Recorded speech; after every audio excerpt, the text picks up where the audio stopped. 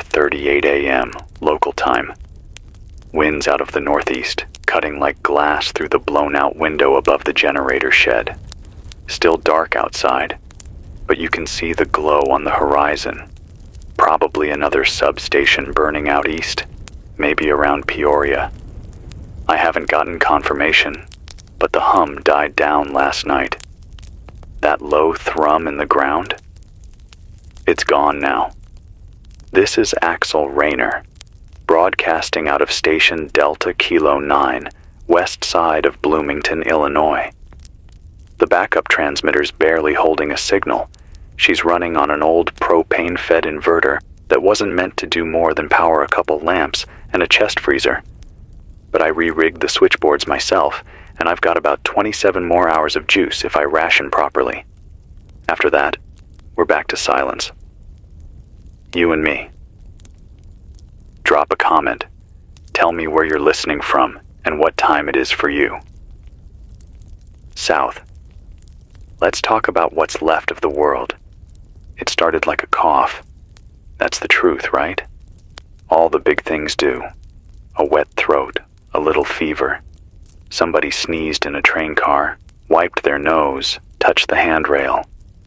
Then they went home, cooked dinner, kissed their kid goodnight. You know the rest.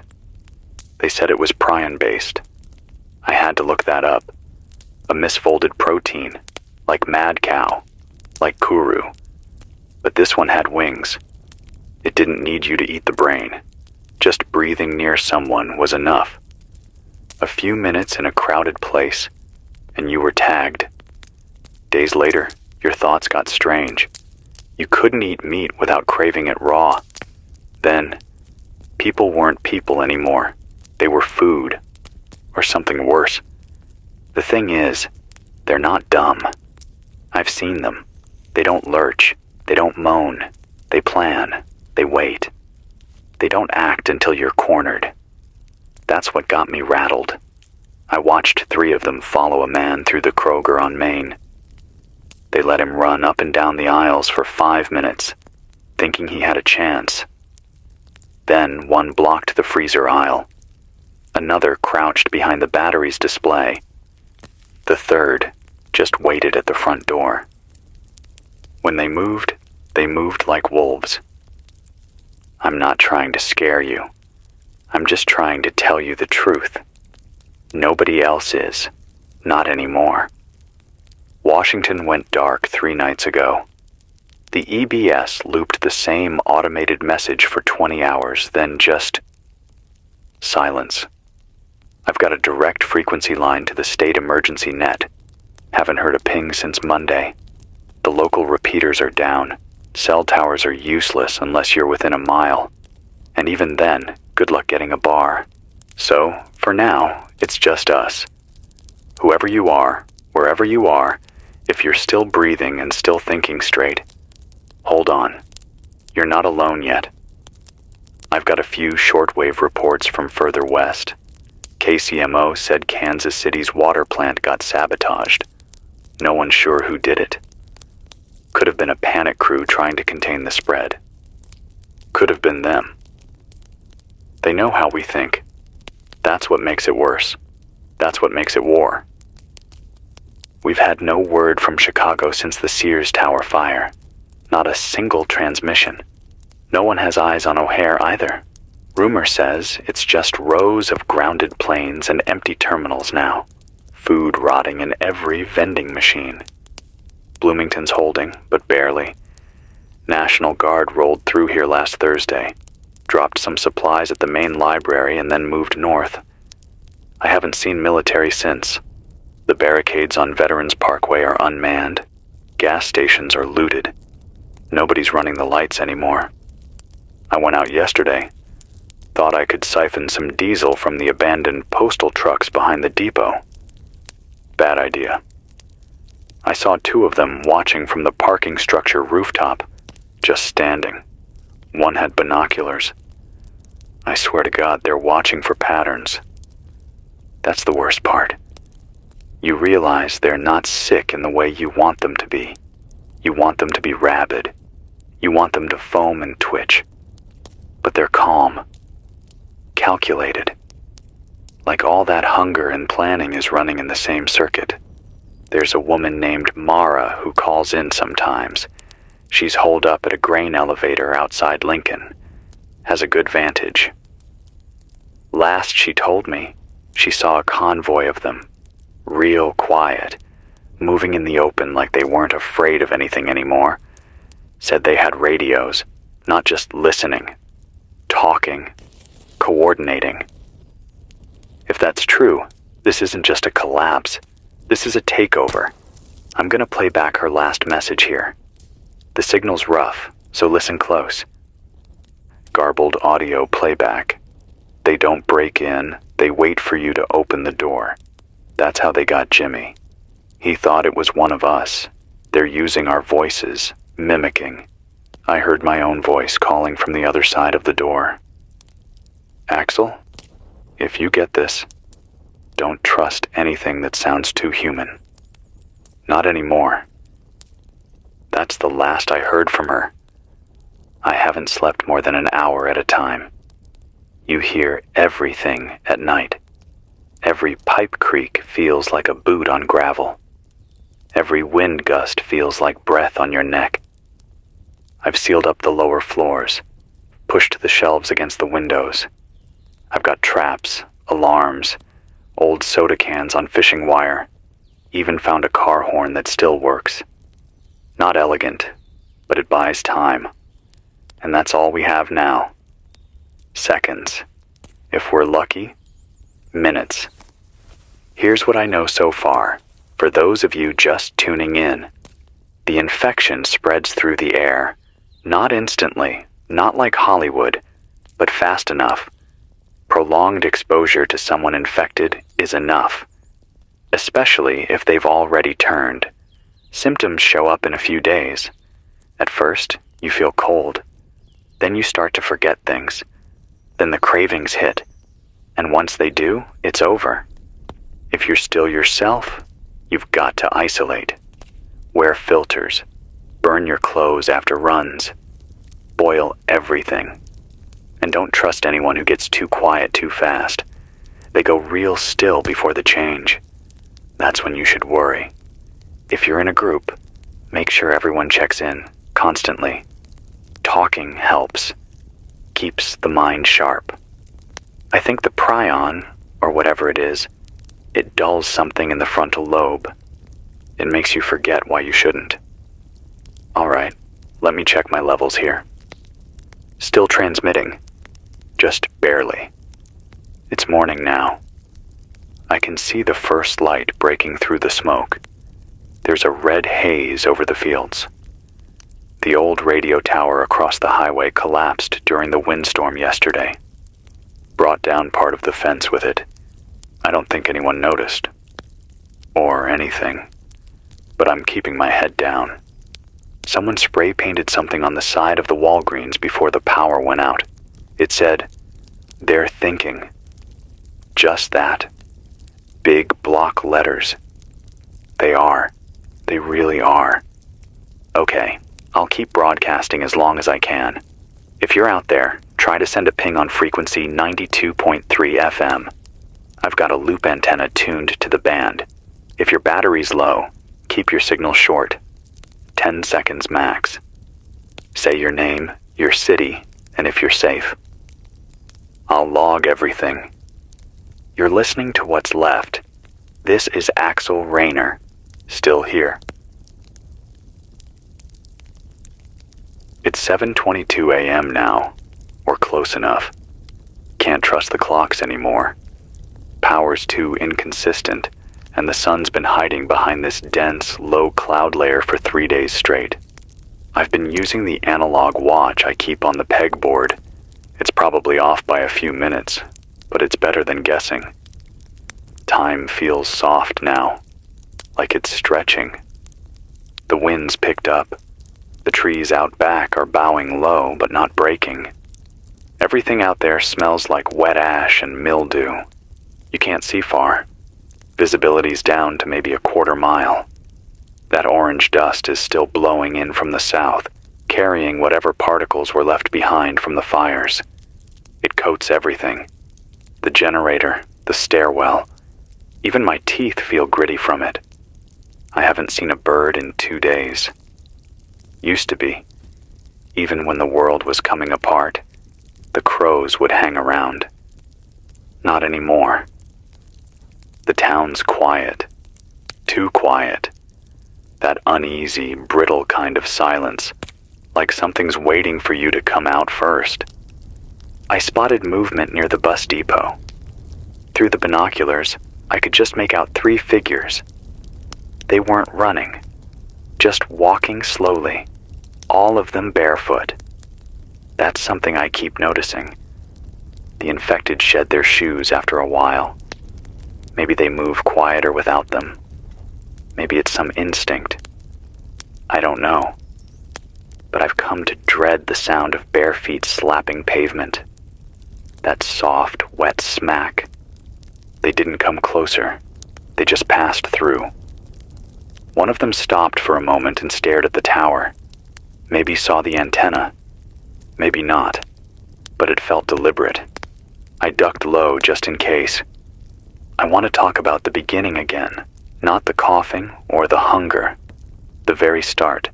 The part nobody talks about now. You remember the wildlife reports out of Oregon? Back in May? Herds of elk found dead with no visible wounds, just collapsed. Rangers thought it was poisoning. But when they dissected them, the brains looked like gelatin, riddled with holes, like something had been eating from the inside out. The CDC flagged it as environmental contamination, possible waterborne neurotoxin. Then they changed their story and said it was climate stress. But that's the thing. They always change the story. I had a contact, John. He was an epidemiologist out of the University of Iowa. Retired. He used to listen to the station, send letters. Sharp guy. Had this habit of putting everything into timelines. Said history only makes sense when you connect the dates. He called me back in June. Said something had been bothering him. Something about the spike in disorientation cases. People showing up to ERs unable to speak or remember where they lived, all with no trauma or drug traces. Said it looked like selective brain death, like something was attacking the speech centers first. He warned me before the news did. I haven't heard from him in 3 weeks. You know what's crazy? Even now, even after all this, part of me still checks my email. I boot up the old laptop on solar and wait for the Wi-Fi that never comes, like muscle memory. Like some part of me still thinks the world might snap back to normal if I just check one more time. The denial runs deep. Got a ping last night, first one in days. A man named Ellis, transmitting from what used to be Urbana. Said he's on the roof of a community college, using a bike-powered generator to run a shortwave rig. His voice cracked like dry wood, but he was clear enough.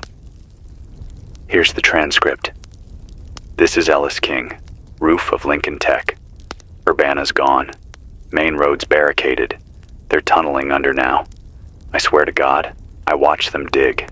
Not like animals. Slow. Precise. I think they're testing us, seeing how we respond. My daughter's still inside the chem lab. I can't go back down. If anyone can hear this, please burn everything. Burn it all. I don't know what he meant by tunneling. Maybe literal, maybe metaphorical. I've heard other survivors mention the ground giving way. Maybe the infection is altering instinct, driving them underground when threatened. We used to live in the trees, then caves. Maybe it's regression or evolution. Whatever it is, it's smart. I took account of my supplies again this morning. 1.5 jugs of clean water, 4 cans of baked beans, half a pack of crackers, 2 boxes of ammo, 38 special, and 22 long rifle. Neither are ideal, but I make it work. I ration. I clean the barrels.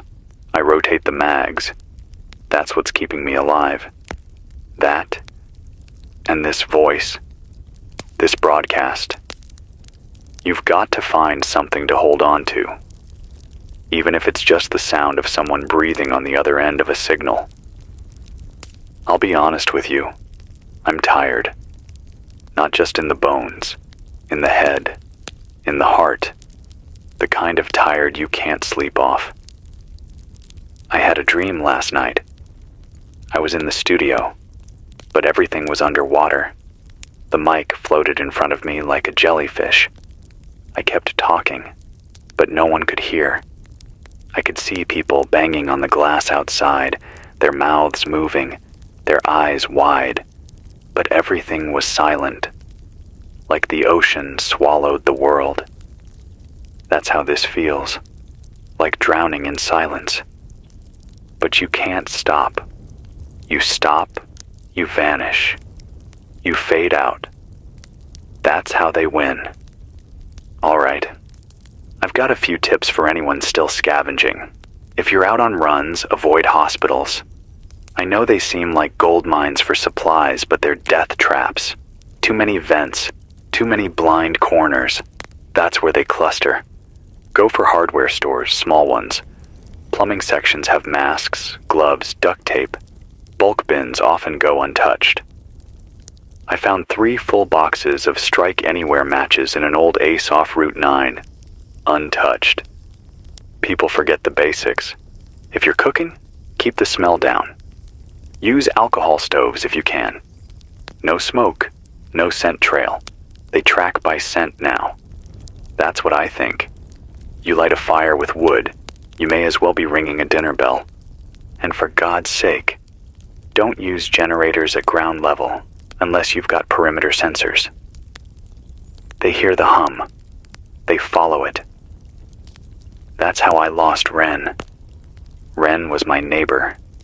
Used to be a nurse. She brought me a wind-up flashlight the second week after the collapse. Said I needed to keep my hands busy to outrun the dread. I didn't understand what she meant then. I do now. She tried to power up an old fridge to keep meds cool. Didn't last the night. I found the blood trail by the back fence. That's all. They don't always leave bodies. Okay, I'm gonna stay on air another 20 minutes before shutting down the relay to conserve fuel. Next broadcast will be at 4 p.m., weather and signal willing. If you're listening and you've got power, try to bounce this signal, re-amplify it. Even a cheap ham rig can double the reach. Chain it down the line. Let people know we're still talking, still fighting, still here. This is Axel Rayner. And if you're listening, if you still hear my voice, don't let them take your thoughts. That's where it starts. Stay sharp, stay loud. I'll be back. It's 3:59 p.m. I'm back on air. Signal's weaker today. Antenna's icing up a bit. Temperatures dropped about 8 degrees since noon, and the sky has this yellow haze, like a storm wants to happen, but can't quite decide how. Every surface feels like it's sweating, like the air can't hold its own weight anymore. I spent the last few hours trying to reinforce the upper stairwell. Not because I think it'll stop them if they want to get in, but because I need the illusion. We all do. Something about stacking crates and hammering sheet metal against the wall makes you feel like there's still some part of this world you can control, some line you can draw between what's yours and what's coming for you. While I worked, I kept the transistor radio on low, listening to static. It used to feel lonely. Now it feels like company. The hiss of it, the randomness, it's still real, still honest. I want to read something. It's from a journal I found in the coat pocket of a man I found near the rail yard. He didn't make it. Looks like he was shot. Chest wound, small caliber, maybe .22 or 9 millimeter. Close range. I only found the body yesterday. Whoever he was, he kept a pocketbook. Just scribbles, most of them. but this entry stuck with me. It reads, Day 5. The fever doesn't kill fast. That's what makes it worse. You watch them try to hold on. Their eyes glaze, their voice flattens. They start repeating sentences like they're stuck on a loop. Then they get quiet. Too quiet. Like they're listening to something you can't hear. And when they come back, it's not them anymore. I don't know who he was, but he saw what I saw. That quiet moment before they turn. The blank stare. The twitch of the jaw.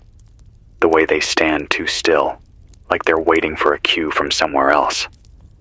That's what we're dealing with. Something that doesn't just eat you. It rewrites you. I've got another signal check to log. Came in faint around 2:13 p.m. A young voice, female, maybe 20s. She didn't say a name. Just this. I'm in North Liberty. They're inside the school now. They used to be teachers. I locked the science wing, but they know the layout. They're cutting the gas lines.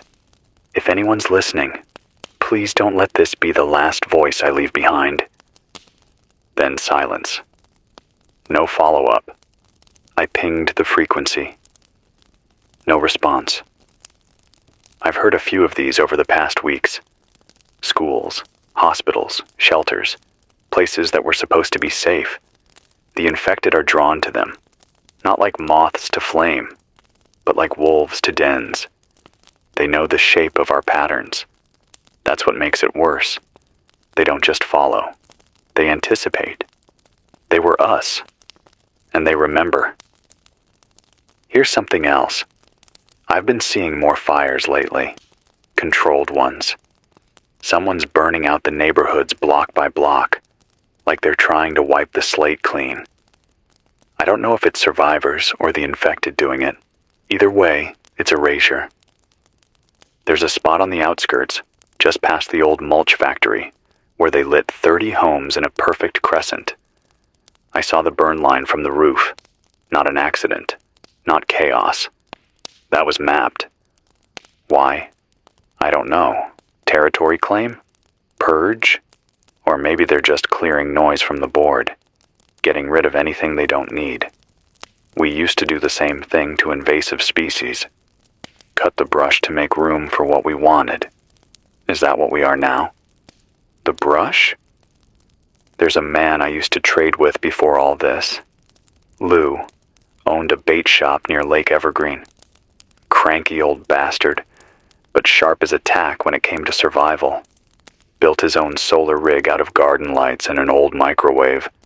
Said he didn't trust anything that thinks for you. Haven't heard from him since last Friday, but I remember something he told me, months before this all started.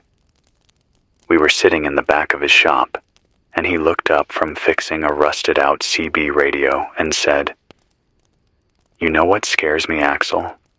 Not the collapse. Not the sickness. It's the quiet people. The ones who don't talk when everyone else is screaming. That's what's out there now. The quiet ones." And I think Lou was right to be scared.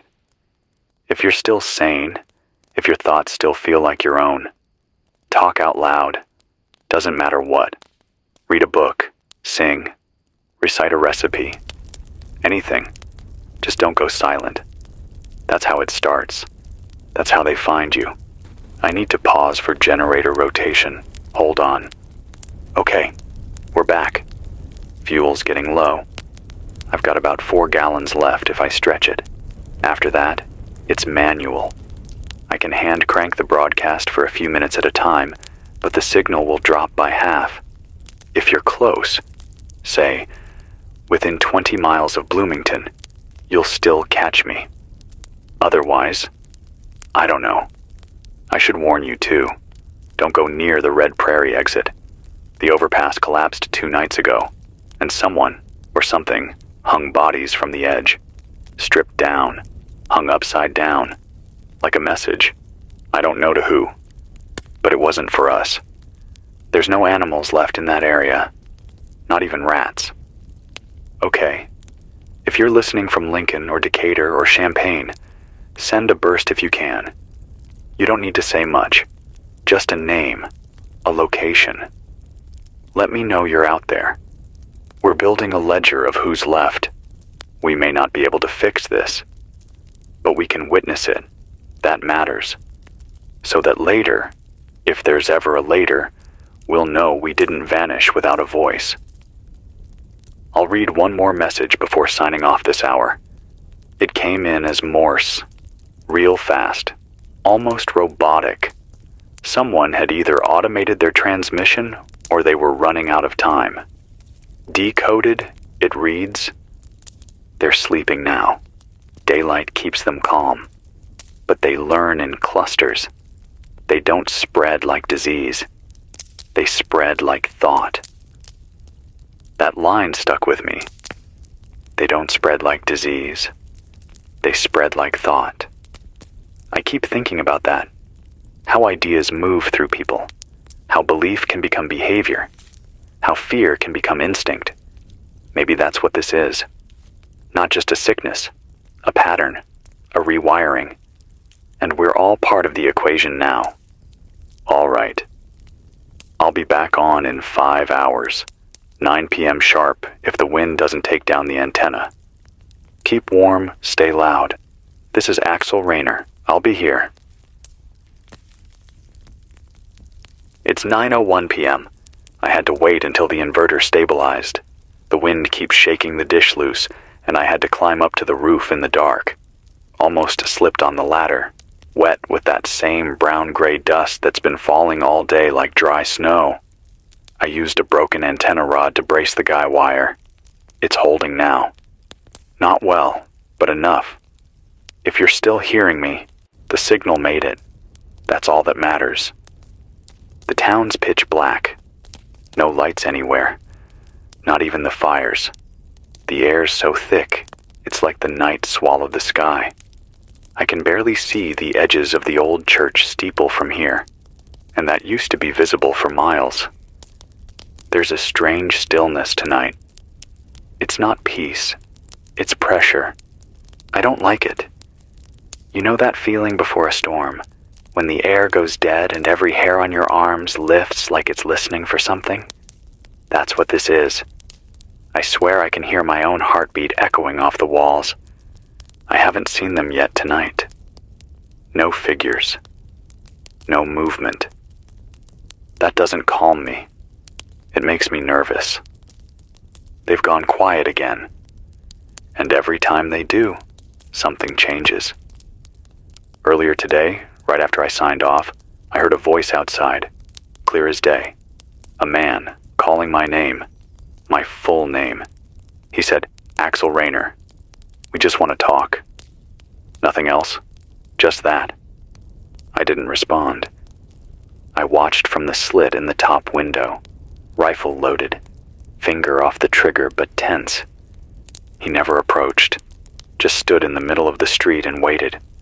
I couldn't see his face under the hood. He didn't move like the infected. No twitching. No odd pacing. Just calm, even posture.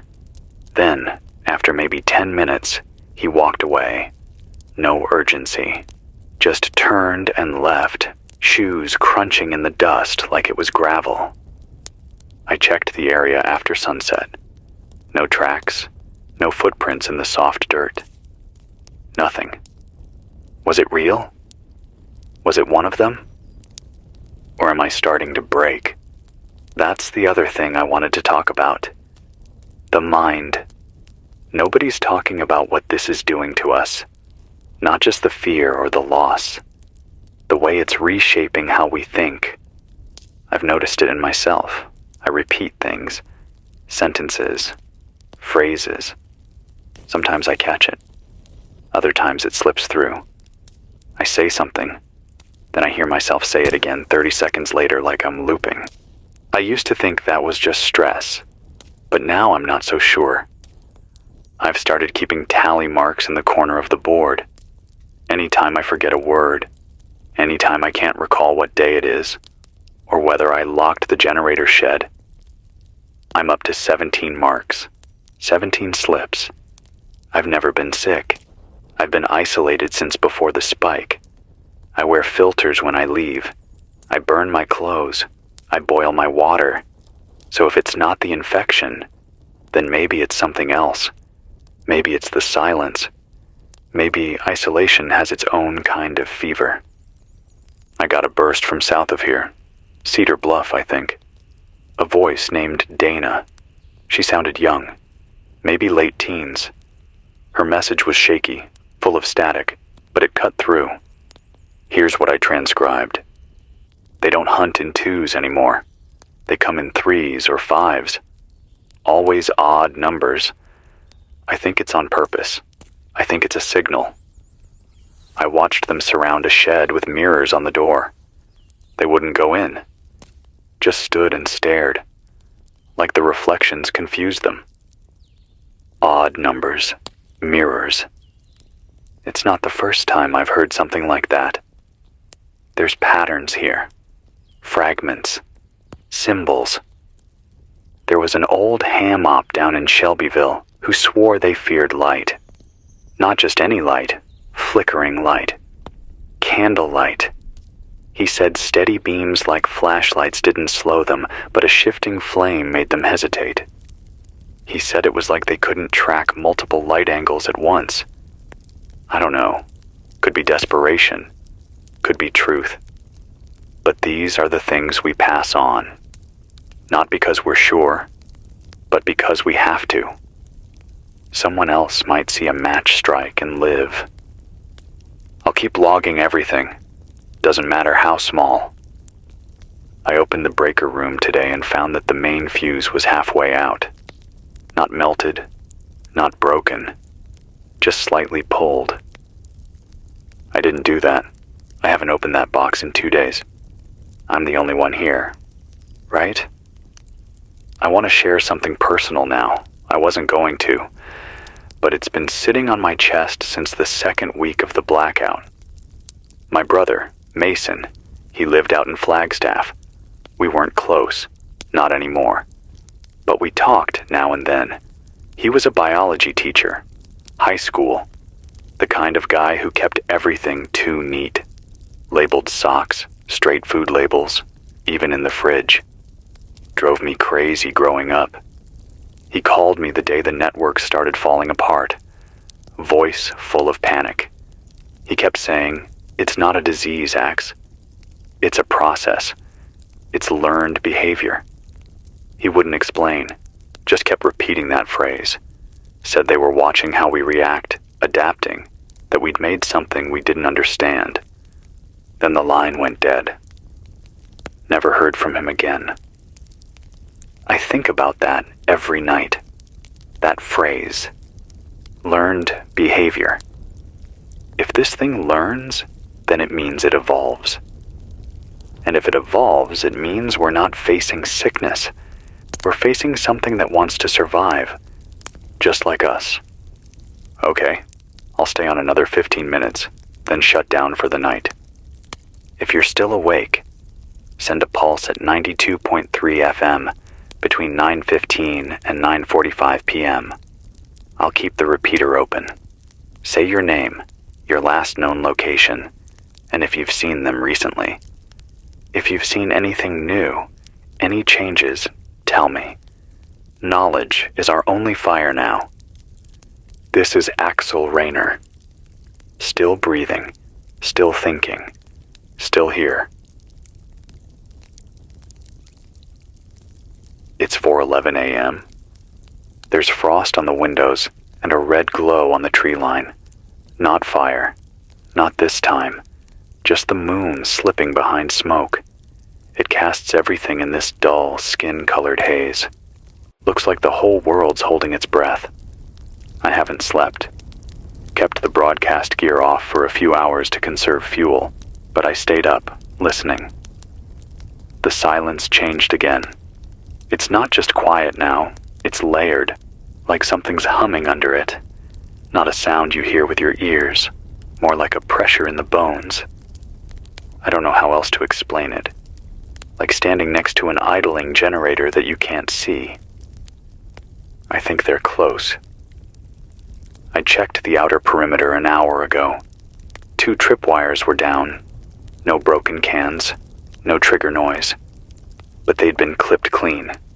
Wire cutters, maybe, or teeth. The wire was frayed, but not like metal fatigue. More like someone chewed it, carefully, strand by strand. That's not instinct. That's thought. I reset the lines. Added a few new noisemakers. Old Christmas ornaments hung from string. Cheap glass. If anything brushes them, I'll hear it. I left the front stairwell light on too. Part of me hopes it'll draw them in, that I'll finally get a clear look.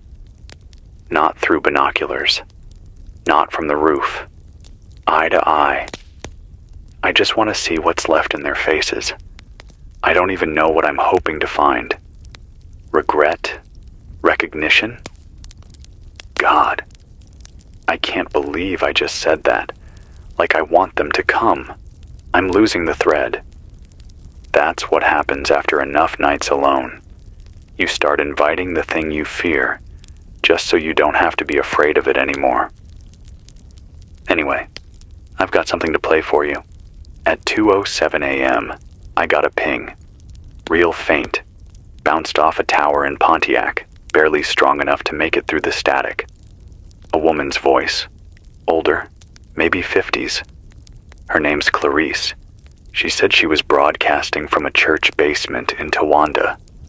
Alone. She didn't talk long. Said the generator was dying. Here's what she said, word for word. People are changing without getting sick now. That's the thing. It's not always the fever. It's ideas. My neighbor, Paul, he started talking like them. Same phrases, same flat tone. But he still made eye contact. Still cried when I asked what was wrong. Then he walked into the snow barefoot and never came back. I keep thinking about that. Changing without the fever. Maybe it's not infection anymore. Maybe it's influence. Contagion of thought. If enough of them act a certain way, maybe it spreads like that. Mirror neurons. Group psychology. Whatever you want to call it. We're not wired for solitude. Not really. We watch what others do. Then we copy. Even when it's wrong. Even when it's deadly. I wonder how many of us will become them without even knowing it. How many already have? I had a listener last week, Garrett, from south of Springfield. He was holed up in a hunting cabin with 4 others. Said one of their group started drawing strange symbols on the floor in ash. Circles with uneven lines, long curves inside triangles. Said they caught him mumbling phrases no one recognized. When they confronted him, he said he was just remembering the order. That was the phrase. Remembering the order. They locked him in the bathroom, but the next morning he was gone. No broken glass, no tracks in the snow, just gone. The symbols were still there, and one more had been added. Painted in blood this time, not ash. I don't know what to make of that. I'm not saying it's supernatural. I'm not saying it's cult behavior. But I am saying something's spreading beneath the surface of all this. Something we don't have words for yet. And that's the part that scares me most. Not the hunger, not the violence, the silence before it. The part that feels rehearsed. If anyone out there's still keeping records, mental, written, whatever, log this. They're adapting. Faster than us. They're beginning to operate like a collective. Not hive-minded, not identical. Just coordinated. Like cells in a larger organism. No leader. Just pattern. I saw them herd a family into a loading dock yesterday. Didn't kill them. Just waited. Then one stepped forward, whispered something I couldn't hear, and the whole group followed without question. They don't need orders. They just need each other. All right. Before I shut off again, I want to share something from the old days. There was a time, years ago, when I used to sign off every night with a piece of advice. Just simple stuff. Keep your boots dry. Never trust a man with soft hands. Don't fish downstream of a pig farm. Little things. Here's what I've got for you tonight. If you're still yourself, if your voice still sounds like your own, use it. Talk, shout, cry. Say your name out loud. Repeat it. Burn it into the air. Because if this thing takes root in silence, then the only way to fight it is noise. Real noise. The human kind. Ugly. Flawed. Alive. I'll be back at 10 a.m., assuming the wires hold. This is Axel Rayner, and I remember my name. It's 10:04 a.m. Skies are bruised over. That kind of gray-yellow that makes you think a thunderstorm's coming, but you never get the relief. It just hangs there, heavy, sour, pressing down on everything. The kind of sky that feels like it's watching you. I didn't sleep. Again. I tried. Made a nest out of blankets under the workbench where the warmth from the inverter radiates. But every time I closed my eyes, I saw them. Not their faces, just their outlines, standing behind the glass, waiting for me to forget to lock the latch. The lock was open this morning. I check it every night. I remember turning the key, twisting the deadbolt, checking the pressure on the frame. But this morning it was open. Nothing taken. Nothing moved. Just the latch hanging loose like a mouth half open. I walked the perimeter. No prints, no scratches, no signs of forced entry. Either they came and left without making a sound, or something else opened it. My hand shook for 20 minutes after that. And it wasn't just fear. It was confusion. That's the part that's killing people now, not just the infected. The uncertainty. You don't know what's real anymore, what's hallucination, what's memory, what's malfunction. We used to trust our senses. Now everything we see has to be cross-checked with logic. Like, would this really happen? Is this the kind of thing that fits the pattern? If the answer is no, you blink. You turn away. You say, I must be tired. That's how they get in. Not through doors. Through doubt. I heard a strange signal around 9:30 a.m. Real short. 4 tones. No voice. Repeated twice. Then silence. It wasn't interference. The frequencies were clean. Too clean. It sounded like an alert, but not one of ours. I've got it recorded. I'll play it back at the top of the hour. If anyone out there recognizes the pattern, if it matches anything from old warning systems or underground comms, let me know. We're building a map. Even if it's a map of nothing, we still need to draw it. I got a note slid under the generator room door. That's not a metaphor. A physical note. Lined paper, torn from a notebook. Folded twice. I don't know how it got there. I didn't hear anything. But the message is burned into my head. It said, they don't forget. They choose silence. No signature, no handwriting I recognize. Just that. They don't forget. They choose silence. That implies memory, restraint, strategy. We've all been assuming this infection takes things away, strips people down, turns them into shells. But what if it adds something? A network, a purpose? I keep thinking back to the man who stood in the street and said my name. He wasn't trying to scare me. He was trying to communicate. And that's worse, because it means they still think. and they're choosing this. Let me give you something practical.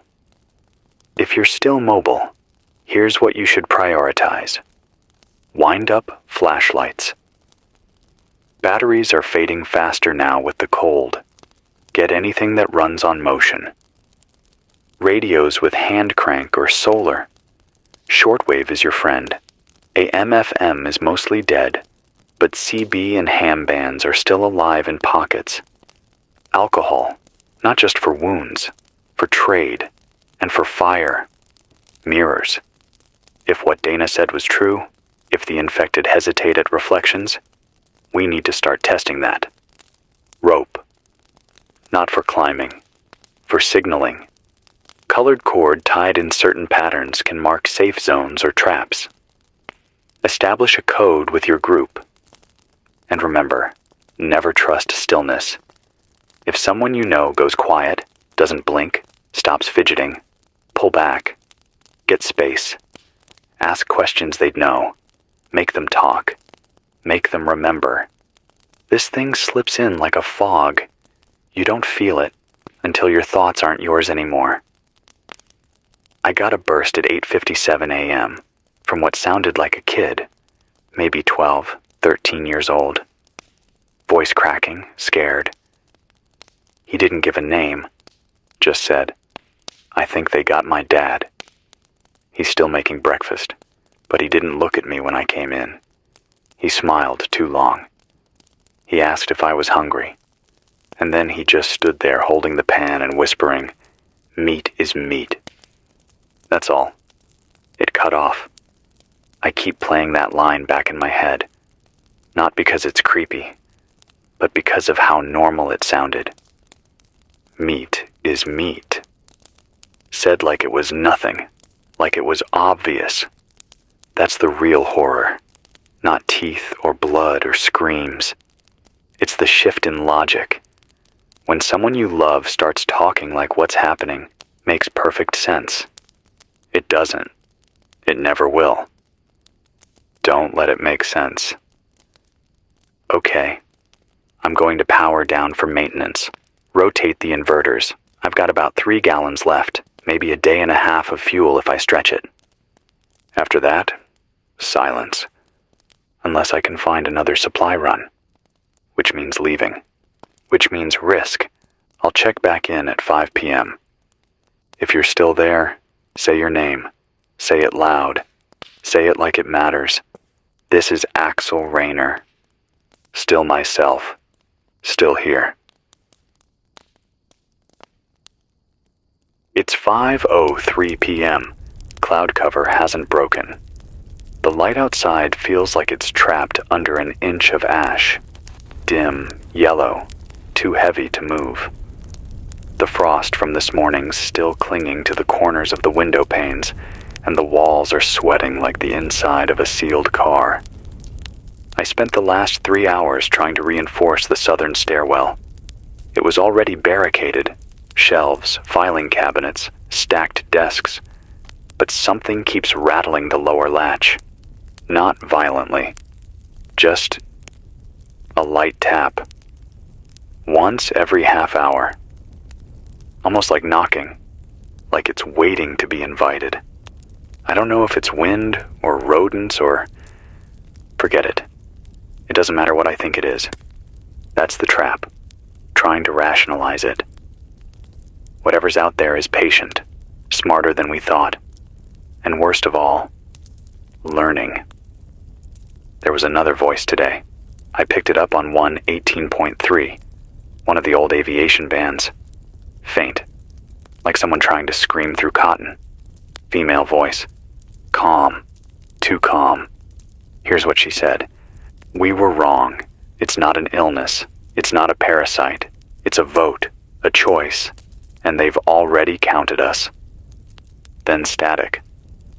I scanned the band for 20 minutes. Nothing. I don't know who she was, but I've heard similar phrasing from 2 other signals in the past week. It's a choice. They chose silence.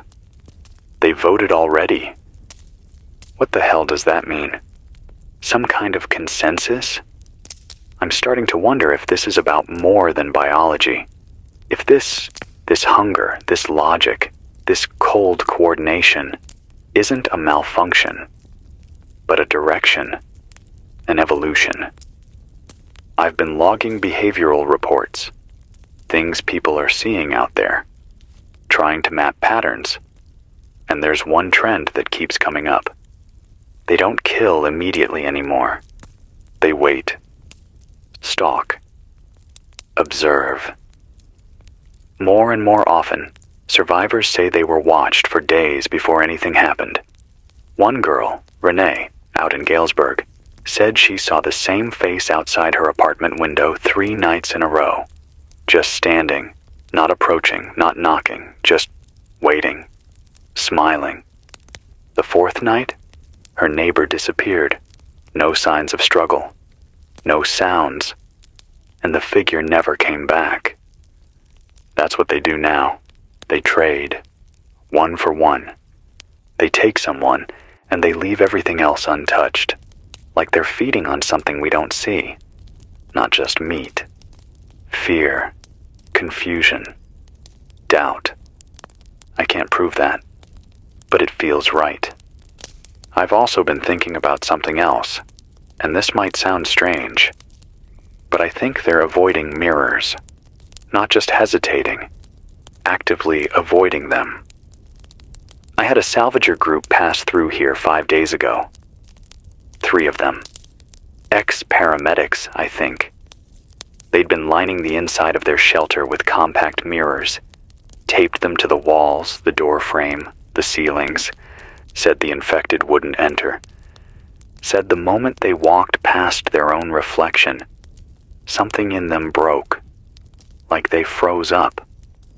They weren't sure why. Maybe it's neurological, some echo in the visual cortex. Maybe something deeper. Maybe they don't like seeing the humanity still buried under whatever took over. Or maybe they see too much. I've started hanging mirrors around the station, 1 at each door, 2 in the stairwell, 1 over the radio board. I catch myself flinching when I walk past them. I don't know what I'm afraid I'll see, or what I'm afraid I won't. Got a call-in signal from someone claiming to be near Pekin, middle-aged man. Voice was calm, but I could hear the strain. Said his wife turned on the 6th day. Quiet at first. Then she stopped speaking altogether. Just followed him room to room. Staring. He locked her in the guest bedroom. 2 days later, she started writing on the walls. Long sequences of numbers. Over and over. He read 1 string over the radio. I didn't catch it all, but it ended in 4,422. I ran it through everything I had. Nothing. But someone out there might know what it means. If you've heard of repeating number codes, especially anything tied to old military ops or cognitive patterning, send a ping. I'm logging everything now. There's a growing file on the wall. Just names, dates, locations, phrases, behaviors. Like this. Mara, Lincoln. They mimic voices. Ellis, Urbana. They dig.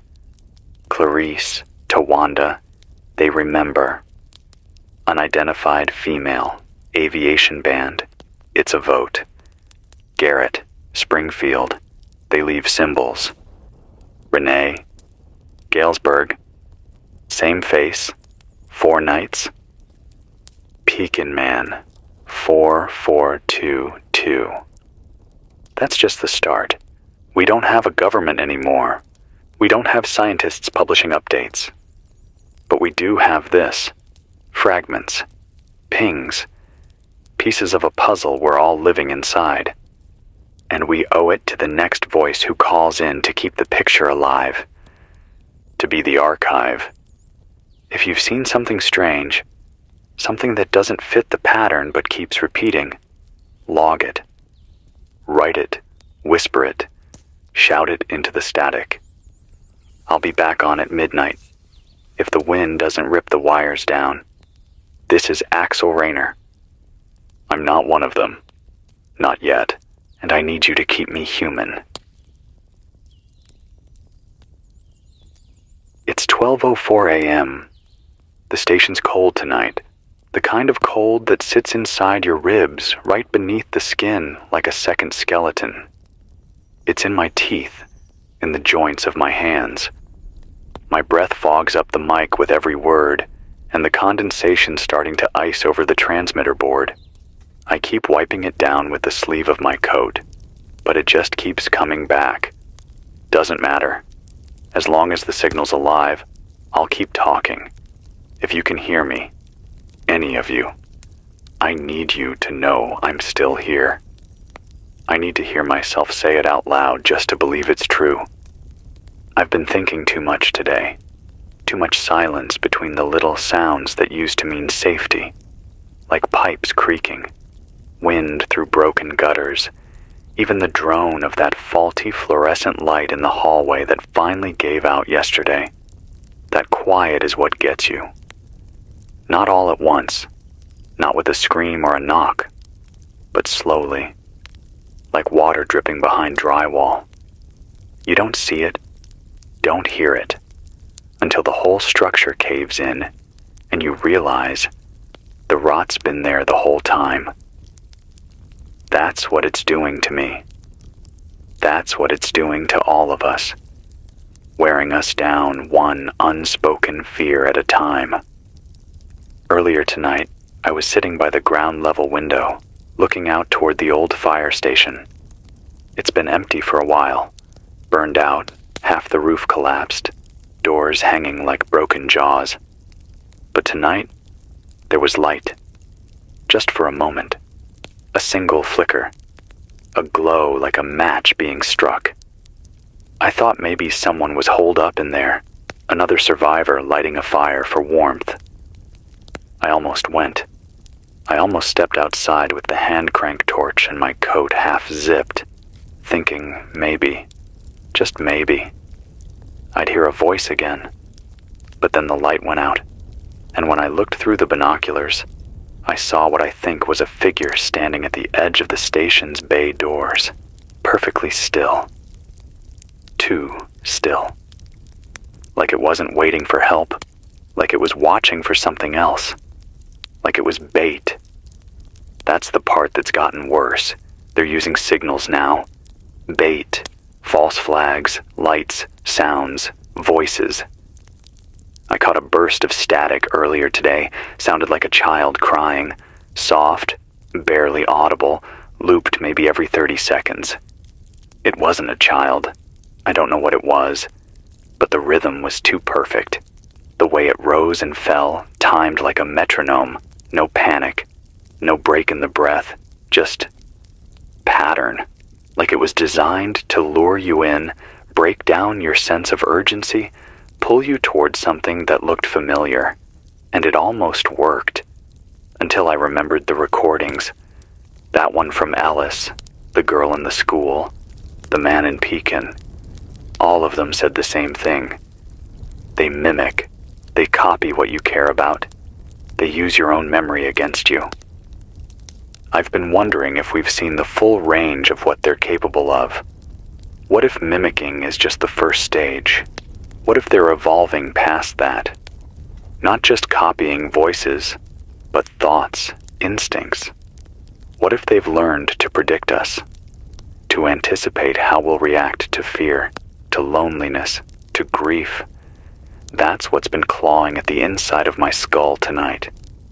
The idea that we're not just being hunted by something animal, but by something strategic. Something that understands what it means to want. Something that remembers being us well enough to exploit what we miss most. Normalcy. I've been flipping through the old emergency binders in the back room, the ones printed back in the Cold War days.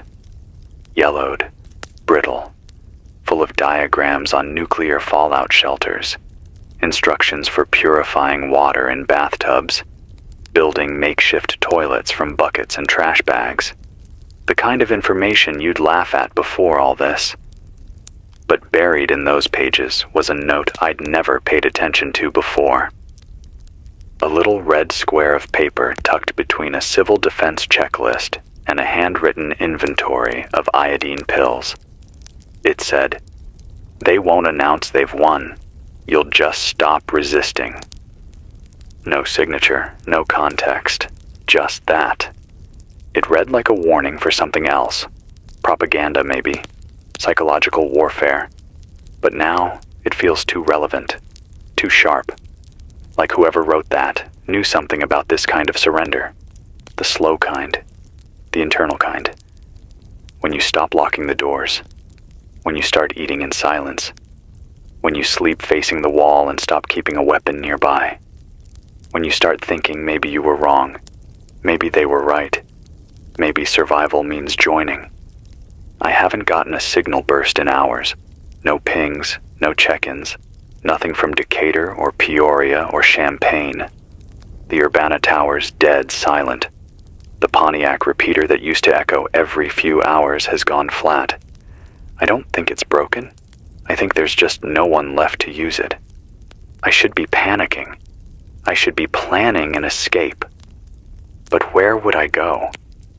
Every time I think of loading up a pack and stepping out that door, I remember the shape I saw in the road last week, crouched low, one hand pressed to the asphalt like it was listening to the vibrations. It didn't look up, didn't need to. It knew, like it could hear the hum of every living thing within a mile, like it was counting heartbeats.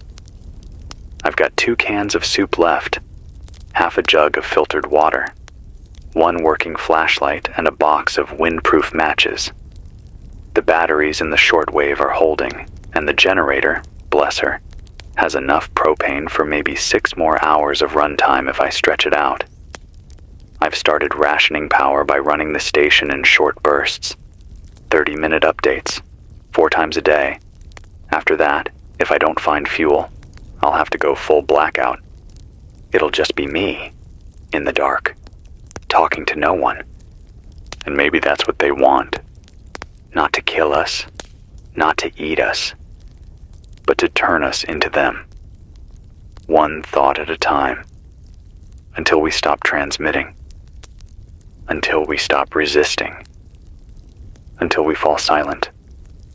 I won't. Not tonight. This is Axel Rayner. I know who I am. I know what I've seen. I know what this is. If you're out there, say something. Anything. Say your name. Say a word you remember from before the fever. Something real. Something you haven't forgotten. Say it loud. Say it often. I'll be back at dawn, unless the lights go out before then. And if they do, you'll know what happened. It's 6:11 a.m. The sun isn't up yet, but there's just enough ambient light to see the outlines of the trees through the upstairs window. The horizon's this flat band of murky lavender, like someone tried to paint morning back into the sky and gave up halfway through. I've been sitting here for an hour, watching that color change in slow motion, holding a coffee cup filled with nothing, just holding it, out of habit. Like some part of me still believes that pretending to sip from it will make the routine feel real again. That's the part of me I worry about most lately. Not the fear, not the anger. The part that wants to pretend. The part that wants to play make-believe, while the real world shrinks down to 5 locked doors and a busted antenna. I can hear the ice cracking on the roof, not from weight, just the pressure of cold. The boards flex and groan like ribs under a heavy breath.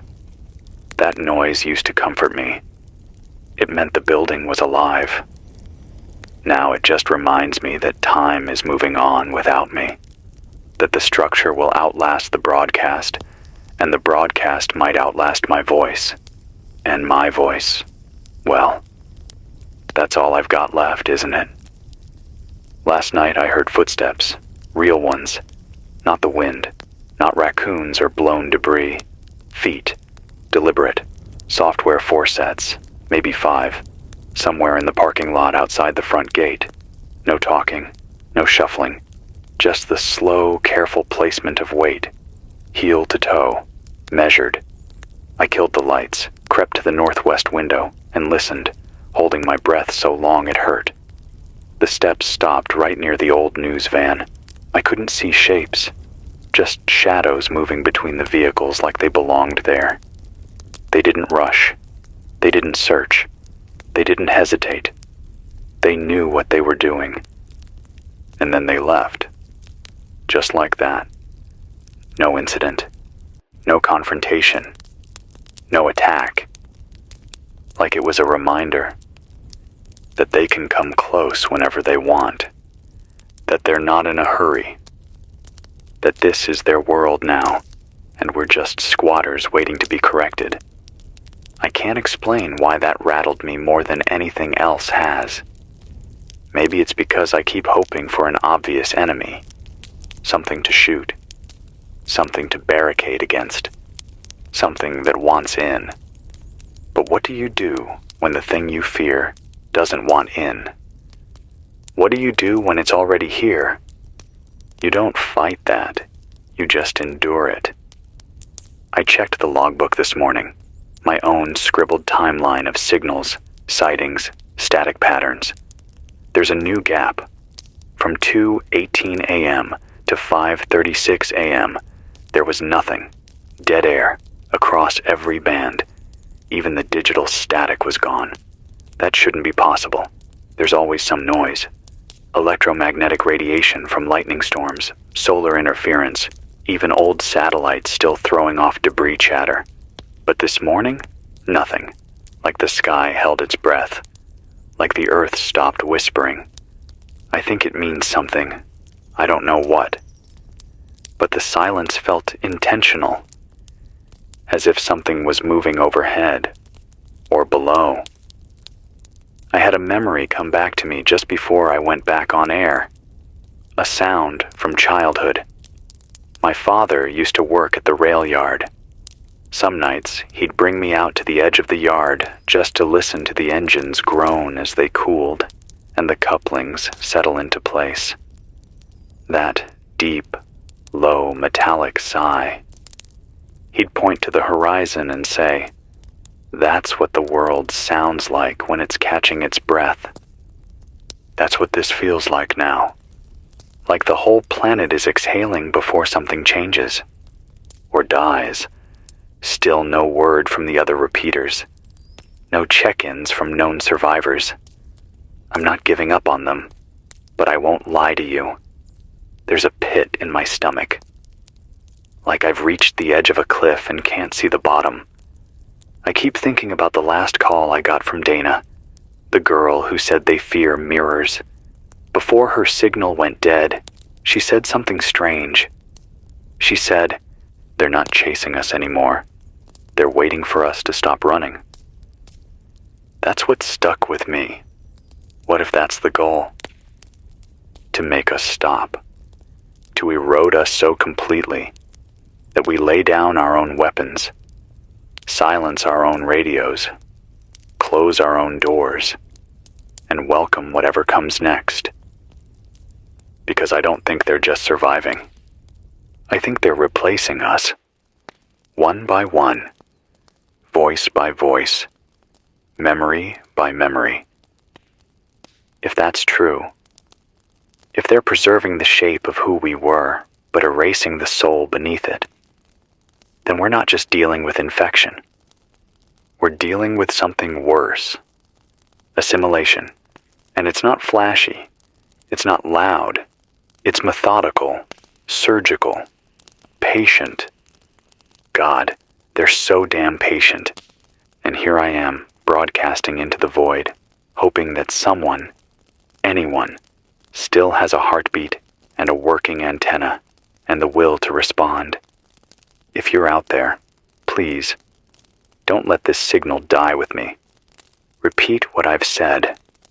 Pass it on. Burn it into the static, because if we vanish, if we all vanish, and no one remembers how it happened, then we didn't lose. We were replaced. And that's a fate worse than death. This is Axel Rayner, and I'm still not one of them. It's 12:32 p.m., still no sun. The light outside is the kind that tricks your body into thinking it's either dawn or dusk, but never midday. The sky has this pale yellow-gray tint, almost like nicotine stains bleeding through thin paper. Nothing casts a shadow anymore. Nothing reflects.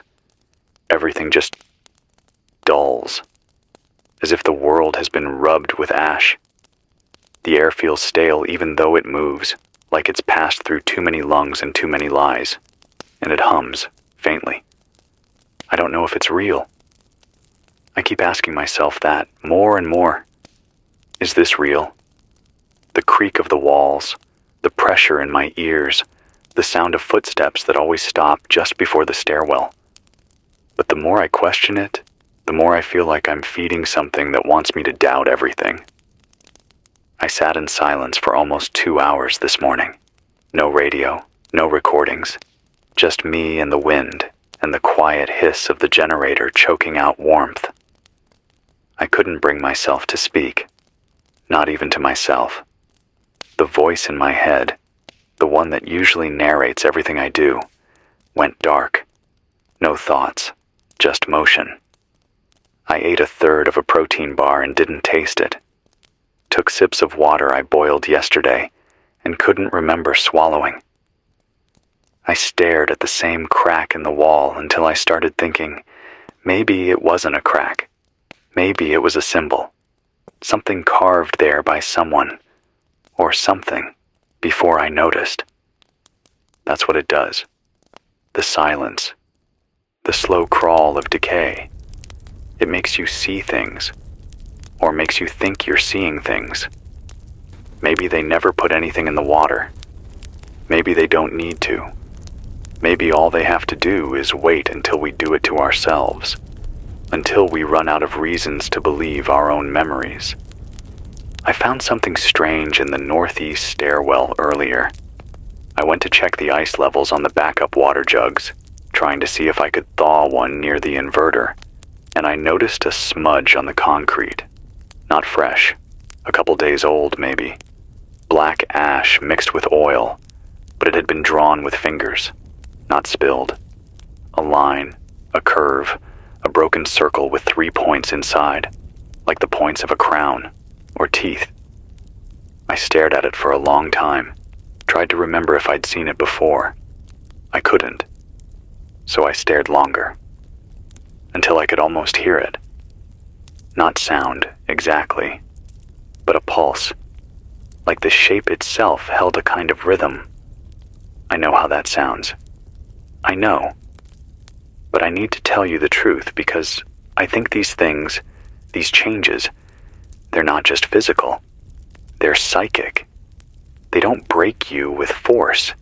They erode you with familiarity. They make you see patterns in dust, meaning in cracks, messages in the pauses between your own breaths. And if you stare long enough, you start answering them. I haven't gotten a call in since before dawn. No pings, no signals, no Morse, nothing. I'm not sure if that means they're all gone, or if they're just listening now. Sitting in rooms just like mine, staring at makeshift radios, hands hovering over dials, afraid that the moment they speak, someone, or something, will find them. I don't blame them. There's something in the quiet now that wasn't there before. I think they're broadcasting back. Not with words, not in any frequency I can trace, but with stillness, with suggestion. They suggest thoughts, like radio static that sounds like your own voice if you listen long enough. A nudge, a whisper, a memory that feels a little too convenient. I caught myself reaching for the front door this morning. Just opened my eyes, stood up, and walked toward it without thinking. No sound, no reason. Just this invitation. I stopped with my hand on the knob, heart pounding. I hadn't even realized I was moving. They almost got in. Not physically, but into the part of me that decides. That's how this spreads now. Not just through breath, but through ideas. It's like what that woman said over the aviation band. It's a vote. I keep repeating that in my head, trying to make sense of it. If it's a vote, then maybe we're losing because more and more people are deciding, maybe not consciously, maybe not willingly, but deciding to stop resisting. Deciding to surrender in the most quiet, invisible way, by accepting what's happening. Not out of weakness, not out of cowardice, but because the alternative, loneliness, isolation, doubt, is worse. If this really is a vote, then silence counts as yes. And they've built a landslide on silence. I burned the stairwell drawing, scraped it with a screwdriver, poured what little alcohol I had left onto it, and lit it. The smell was sharp, metallic. I thought it would make me feel better, like I'd pushed something back. But now the whole second floor reeks of smoke and rust, and I'm not sure I accomplished anything at all. The mark is gone, but the memory of it is deeper now, etched into me. I want to believe we can come back from this, that there's still a version of humanity left out there that hasn't been touched, that maybe, in some place we haven't heard from yet, Alaska, some mountain town, deep woods beyond radio range, there are people still living without the influence, still free, still full, but it's getting harder to believe in things you can't hear, harder to imagine voices that haven't already faded into whispers or echoes of themselves. I know I'm not immune. I know whatever's out there can reach me if I let it, but every time I speak, every time I drag this old mic in front of me and pour my thoughts into the static, I remember that I'm still here, that I still exist apart from whatever's trying to fold us in. That's the fight now. Not bullets, not barricades. Memory. The fight is remembering who you are before they convince you to forget. If you're still out there, if you've got any power, any voice, any scraps of yourself left, speak. I don't care if you scream or cry or hum the tune your father used to whistle while fixing the sink. Just make noise. Make your presence undeniable. Because if we go silent, if we let them believe we've surrendered, then they win without ever touching us. This is Axel Rayner, and I still remember the shape of my own name. I'll be back before sundown. It's 5:42 p.m. Sun never broke through today, not even a shaft of light between the cloud banks. Just that same heavy lid above everything, pressing the horizon flat like a stone on a dying flame. I've got candles burning in 3 corners of the station, not for light, but for warmth and company. That's how far it's gone. I talk to flame now. I stare at it for hours like it might blink back. There's something honest about fire, even the small kind. It crackles. It shifts. It doesn't hide its hunger the way they do. I walked the upstairs hallway before coming back on air. It smells different now. Not bad, just different. The kind of difference you don't notice right away, but can't shake once it finds you. Like your own home after someone's been in it. They didn't take anything, didn't break anything, but you know, the air changes. The angles shift. Something in your gut pulls tight like a string. The glass on the 3rd floor landing is fogged up with something thicker than condensation. Oily, almost. Like it was breathed on from the outside by something that doesn't need to exhale but does it anyway, to remind you that it can. I wiped the pain, saw nothing, but the print remained. Not a handprint, not anything I can name. Just a distortion in the smear, a ripple in the shape of silence. I haven't eaten since yesterday. Not out of choice. The cans are still here. But food tastes wrong. I open a tin, and I swear the scent isn't what it used to be. My brain tells me it's beans or soup or corn, but my stomach turns like I've cracked open something long dead. I force it down anyway. I chew. I swallow. I remind myself that I am still here. That sensation, disgust, survival, they still mean something. I've been thinking about the word contagion, how we used to reserve it for sickness, something microbial, biological. But now I think the word means something broader. Contagion is anything that spreads without permission.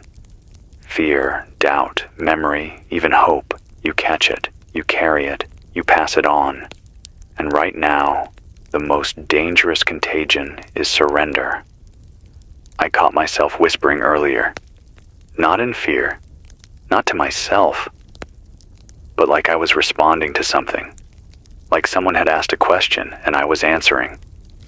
I don't remember the question. I don't remember deciding to speak. Just the sound of my own voice, soft and quiet, saying, "No, not yet." What the hell was I answering? It took me 15 minutes to stop shaking.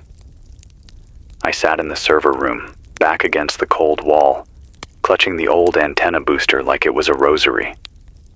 I don't believe in God. Not really. But I believe in pattern, and I believe in defiance. And if I have to pray to a hunk of rusted metal and wire to keep my mind intact, then so be it. Still no outside contact, no survivor pings, no bursts, no low-frequency chatter, just silence laced with suggestion. I'm not sure there are survivors left in this area. I used to think I was one voice in a scattered chorus. Now I wonder if I'm just an echo, some looped signal still bouncing between towers no one has manned in weeks. But I refuse to believe that silence means absence. Silence is strategy. It's part of the game. And I'll be damned if I let them trick me into thinking the rest of you are gone. Because I know you're not. You're listening. Somewhere out there. In a basement in Rockford. On a rooftop in Des Moines. In a dark closet with a crank radio and a heart that still beats like it means something. You're out there. And you're scared. And you think you've already lost too much to say anything. But I need you to say it anyway. Say it so this signal doesn't die in a locked room with nothing but dust and cold breath to witness it. Say it so we remember. Because they don't just erase us by killing us.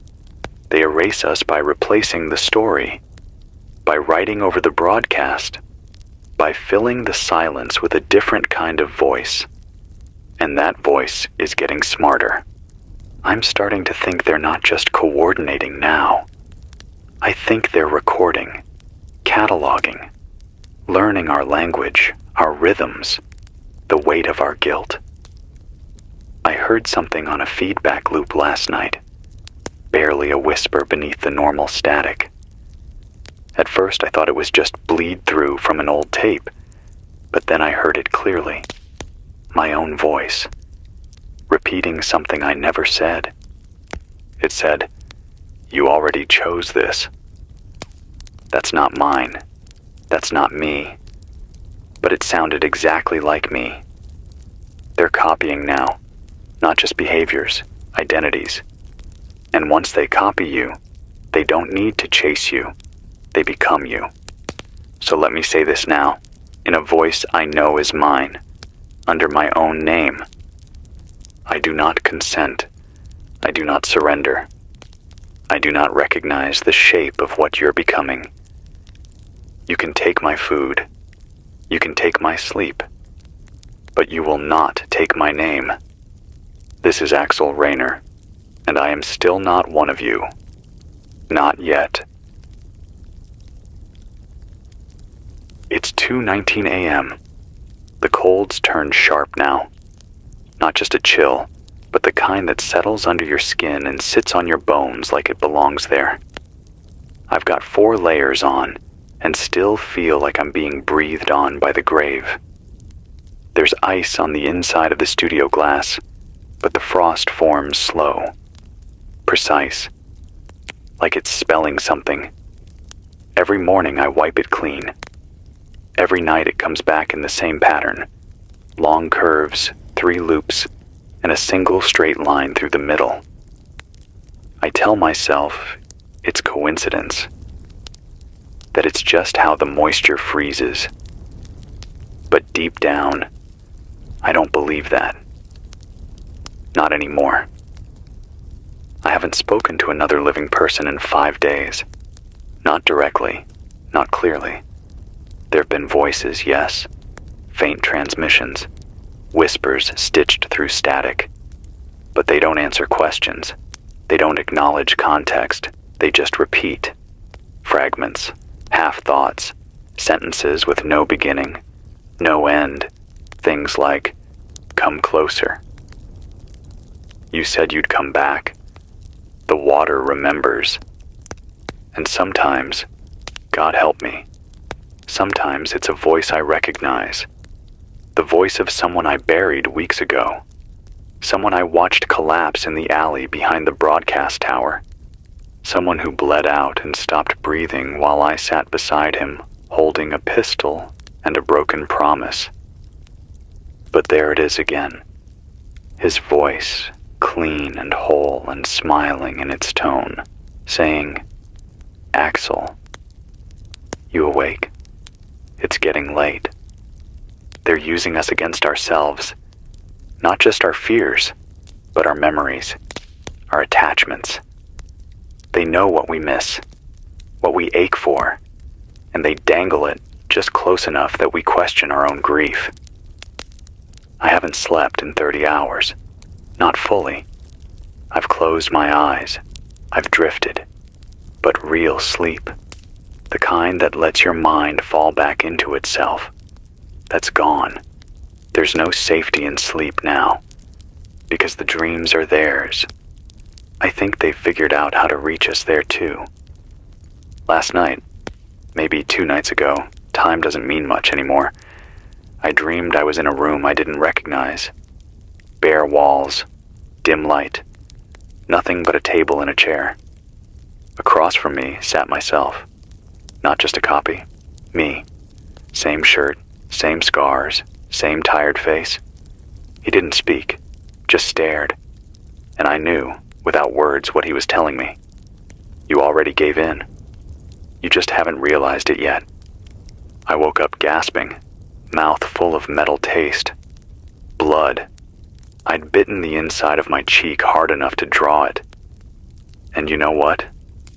For a few seconds, I was relieved, because it meant I was still something that bled, still something that hurt, still human. Pain is the last honest thing I have. The candles burned out 2 hours ago. Generators off for the night to conserve propane. Only running the transmitter off the deep cycle battery and a jerry-rigged solar cap I built from leftover camping gear. It's enough for voice, not for light. So, I'm talking to you now from the dark, and I can feel something watching me from the other side of the glass. I don't mean metaphorically, I mean literally. I hear it shift, slow, like it wants me to know it's there, like it's waiting for me to stand up and walk closer to the window, to look. But I won't, because if I do, and I see something wearing a face I know, then it wins. It implants something, a hook, a suggestion, and once it's in, it stays. That's what this is, more than a virus or a plague. It's a war of suggestions. They don't infect you with fluid or spores. They infect you with ideas, with doubt, with rewritten truths, and they whisper just enough truth into the lie that it becomes palatable. Something you can almost accept. Until one morning, you wake up and realize the voice in your head isn't yours anymore. There was a woman, Andrea, from somewhere outside Fort Madison. She used to check in every 3 days, regular as clockwork. Said she had a tight little community living in an old wastewater treatment plant, bunkered, reinforced, self-sustaining. 2 days ago, I got a burst transmission. Not from Andrea, from someone else. A voice that sounded empty, like someone reading from a script underwater. This is not Andrea. Andrea has chosen peace. Andrea invites you. That's all it said. I don't know what happened there, but I know what it means. They don't just take people, they use them, wear them like coats, broadcast through them, send signals from what's left of them, and you can't always tell. Not right away. But there's always a clue. Too much calm, too much certainty. That's not how real people sound anymore. I wish I could give you good news. I wish I could say I've found a safe zone, a frequency that stays clean, a group still fighting. But I haven't. Not in days. What I have found is this. The longer you resist, the clearer your thoughts become. The longer you speak your own words, the less theirs can overwrite.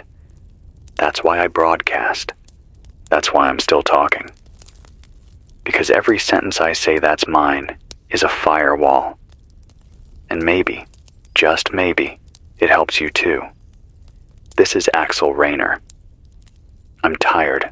I'm cold. I'm scared out of my goddamn mind.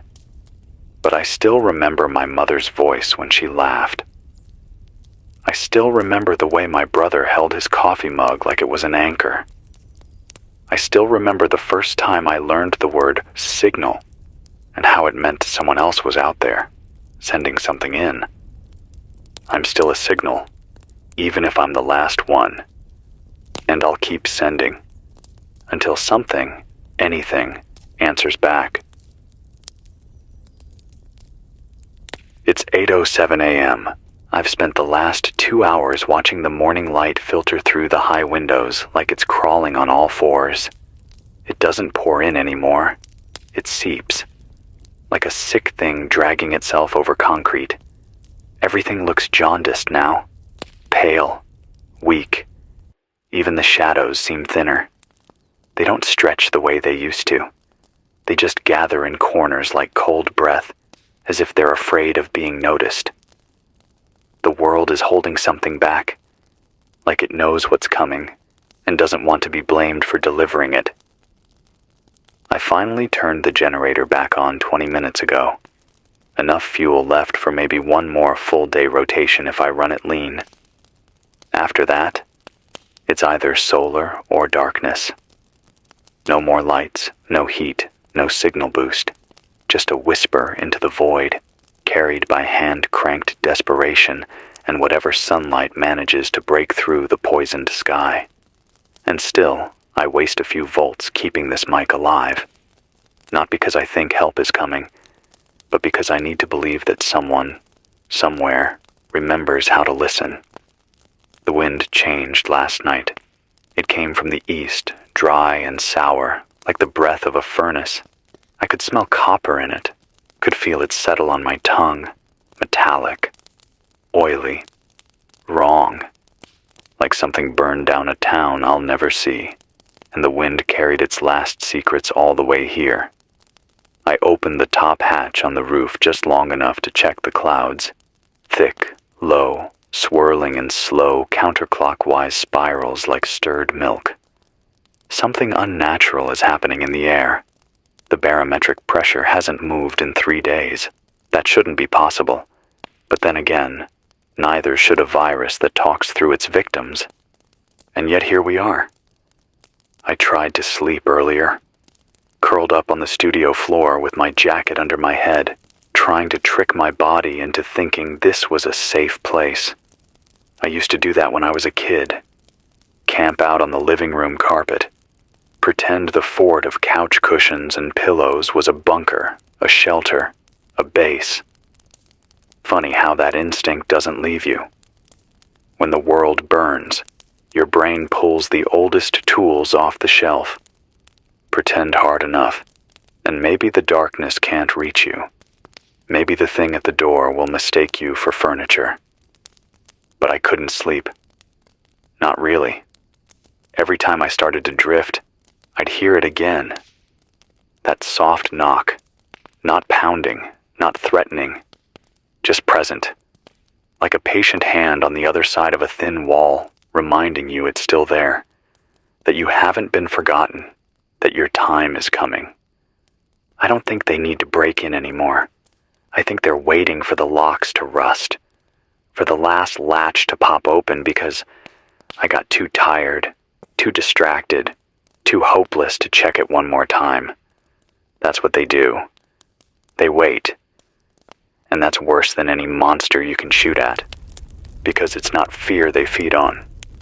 It's surrender. I've been reviewing old transmissions, playing back logs, listening for things I missed, and I found something buried deep in the static from a burst transmission dated 9 days ago. It was buried under the noise floor, hidden beneath garbled words, but if you isolate the right frequencies and filter out the top-end hiss, you hear it. A single word, over and over again. Join. That's it. No preamble, no demand, no anger. Just join.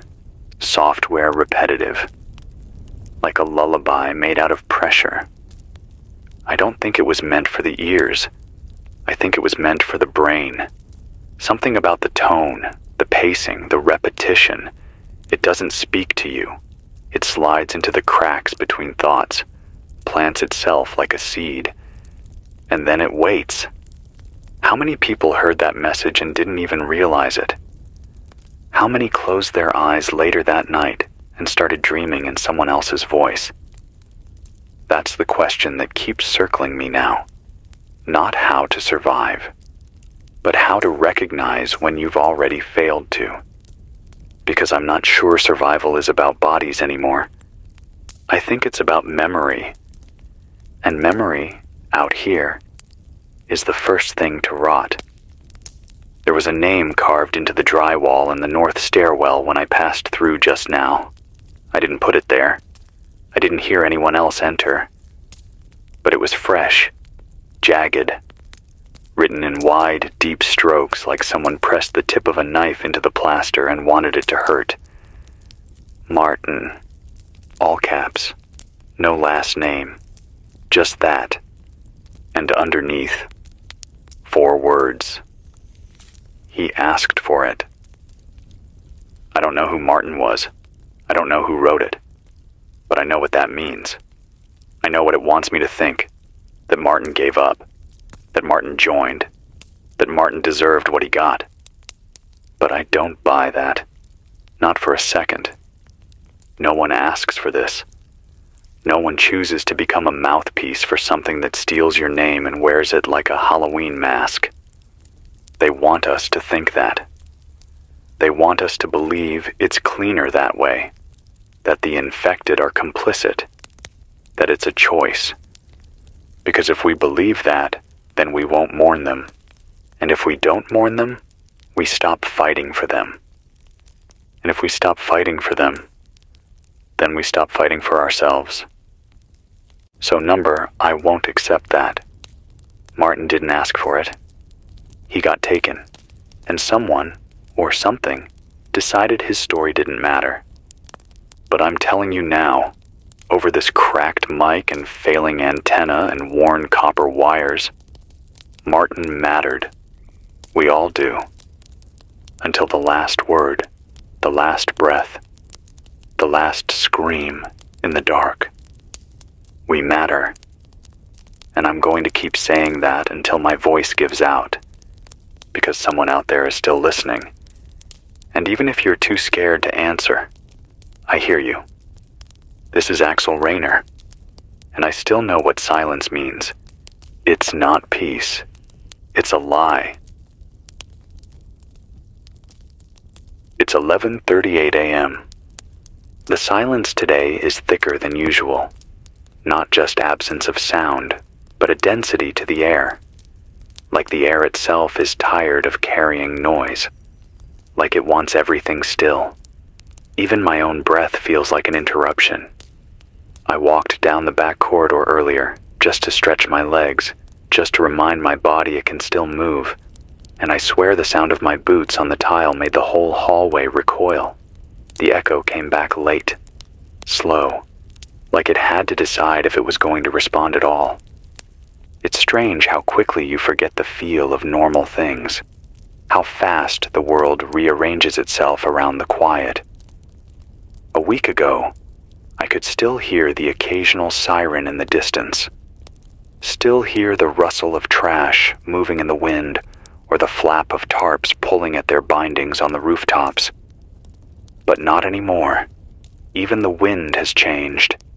It moves in circles now, tight spirals that never cross into the heart of the city. I think whatever this is, this infection, this force, this presence, it's done with panic. It's done with the theater of chaos. It's moved into something slower, something strategic. There's a rhythm to it now, a method to the way it creeps closer.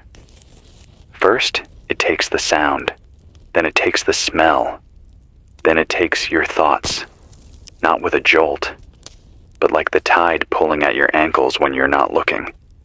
You don't notice you're drowning until the sky disappears behind the waves.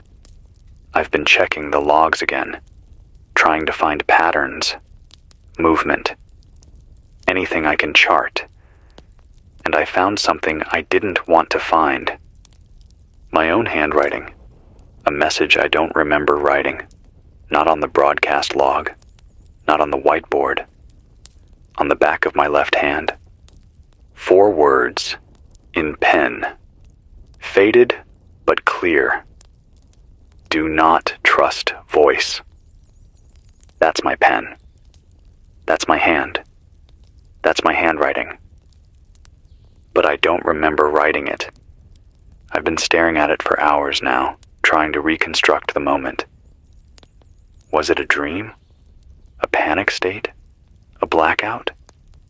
I've never lost time before. Not like that. And the thing that scares me the most is not that I don't remember. It's that the handwriting looks like I wrote it carefully, with intent. Like I knew future me wouldn't believe it unless I saw how deliberate it was. I haven't said anything about it until now. I thought maybe I'd come to my senses, maybe I'd remember. But I haven't, and I think that's the point. Whatever part of me wrote that, it did it before the rest of me slipped, so I'm taking it seriously. I'm not listening to the voice in the stairwell anymore. I haven't told you about the voice in the stairwell. I was hoping if I didn't talk about it, it would go away. That I could starve it out. But it's not going anywhere. It started 3 nights ago, just before midnight. A soft voice from the bottom step, like someone leaning just out of sight, one hand on the railing, whispering up through the crack beneath the door. It sounds like me. Not exactly. The cadence is off, too calm, too even, like it's never had to breathe through panic before. It says things like, "Axel, come down. It's safer here." And, "Axel, you don't have to be alone." And sometimes, when I'm half asleep, I swear I hear it humming. An old tune. Something from my childhood. Something I haven't thought about in years. It knows things.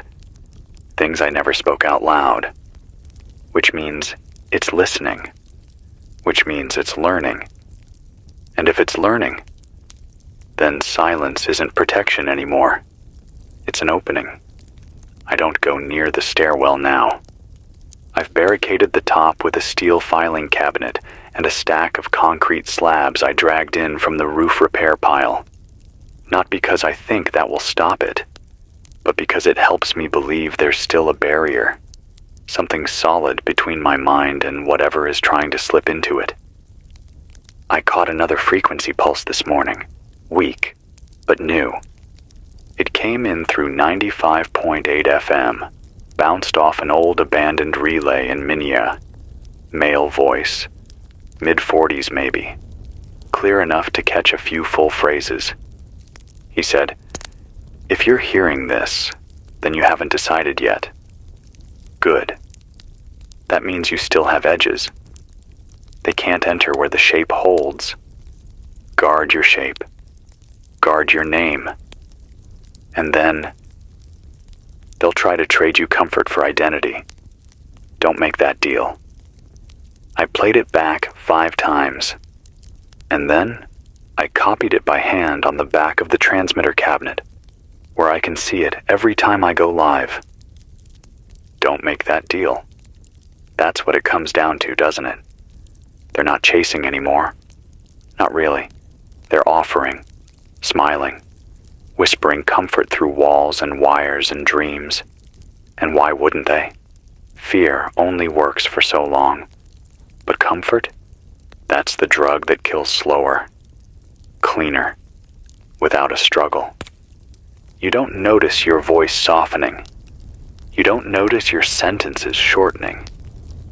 You don't notice the moment you stop using your own name. But I've noticed. And I'm holding the line. Even if no one's left to hear me.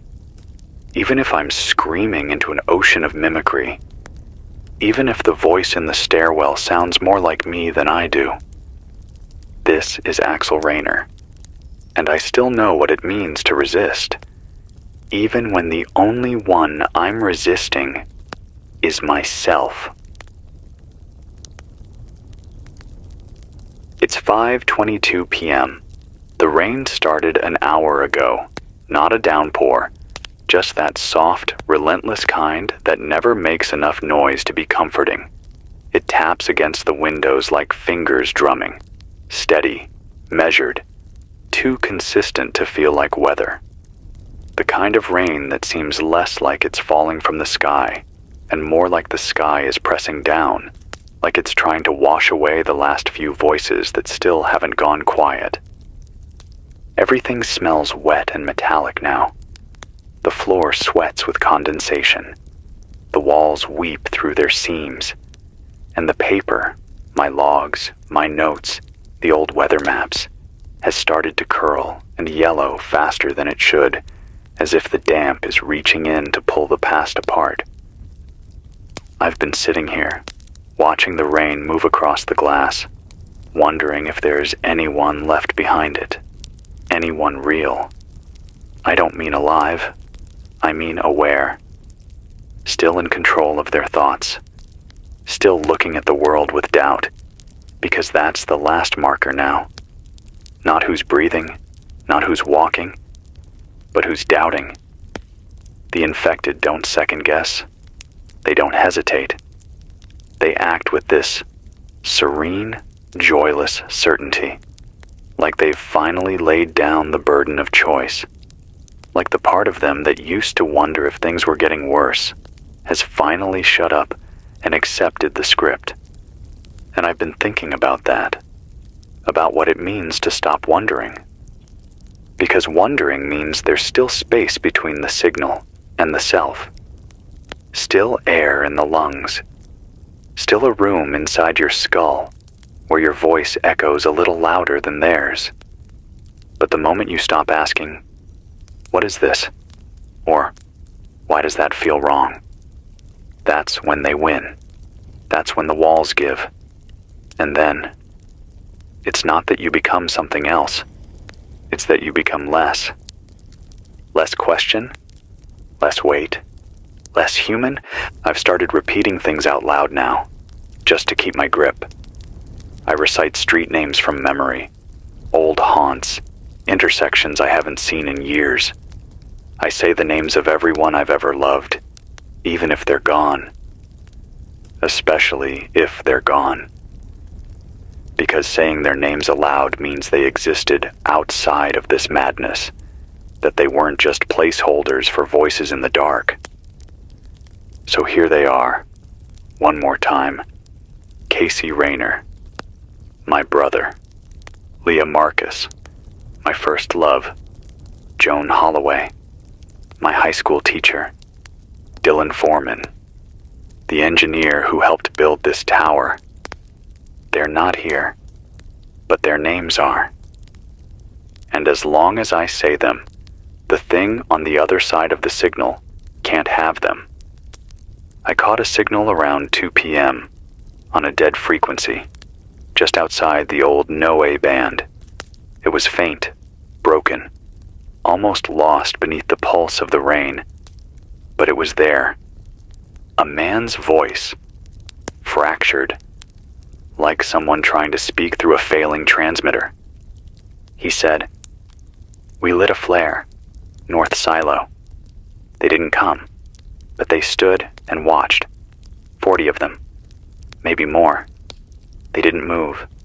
They didn't eat. They just watched." That's the 5th report I've heard like that in 2 days.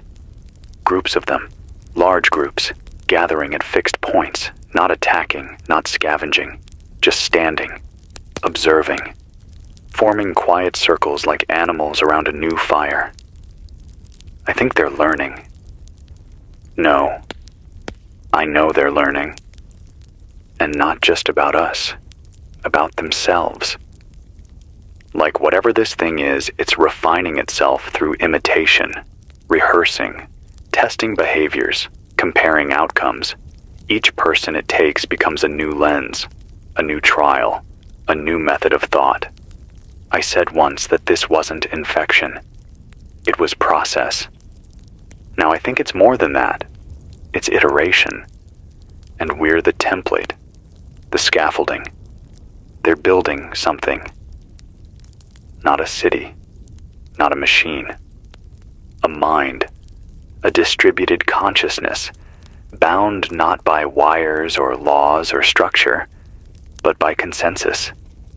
A collective agreement to overwrite whatever came before and replace it with harmony. That's what they keep saying in the garbled transmissions. Harmony, order, completion. They don't want to kill us. They want to finish us, to erase the parts of us that argue, that struggle, that fracture under pressure. And if you think that sounds peaceful, then you haven't been alone long enough.